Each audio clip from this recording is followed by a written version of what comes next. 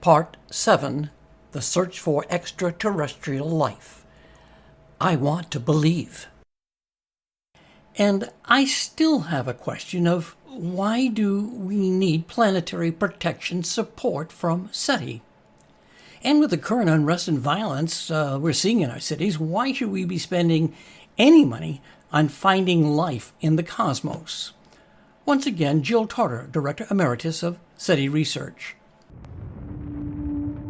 We've got lots and lots of problems on this planet. Why should we be spending any money at all on trying to find out whether there are other creatures out there?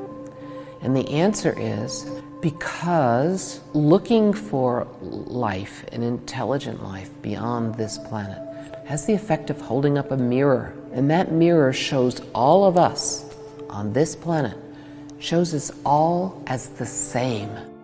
When compared to something else out there, we are all the same. And I think that this is incredibly important for our long-term future, because the challenges on this planet that we face do not recognize national boundaries. They are challenges that are going to have to be worked on globally in a cooperative fashion. And so the more that we see ourselves, not as individuals, not as Americans, not as Europeans, not as Chinese, the more that we see ourselves as earthlings, as humans, the more likely we are to be able to find a way to manage these global challenges. So I think SETI, even if we never detect evidence of someone else, I think thinking about it, talking to people about it, getting the world to encompass that sort of cosmic perspective is something that will help us manage to get to a long future. Jill Tarter of SETI.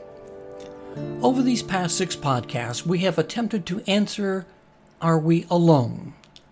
In doing so, our research has presented some interesting encounters, from supposedly alien bodies in Roswell to unexplained alien abductions. And let's not forget Admiral Richard Byrd's encounter with what they described as flying saucers at the South Pole. And there are the lights and landing of a UFO in Rendlesham Forest. An entire spectrum of information on some of the most unexplained incidences. My final thoughts on Perseverance and Are We Alone? Next on About Space Today. Welcome back. Are we alone in the universe? We may well have that answer very soon when the Perseverance rover lands on the Red Planet in February of next year and collects for the first time soil and rock samples from another planet and then sends them back to Earth.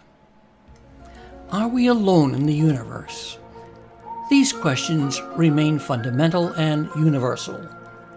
The truth is out there, and today's generation is the first that has the science and technology to prove that there is other intelligence in the cosmos. Thank you for listening. Our programs were produced for your entertainment, and About Space Today does not offer opinions on the podcast topics produced. Be sure to follow us on Facebook at aboutspace.today and listen to our Friday news report, America in Space, with Rick Potluck from our Washington Bureau. And don't forget, share our program with your family and friends. I'm David Denault, and this has been About Space Today.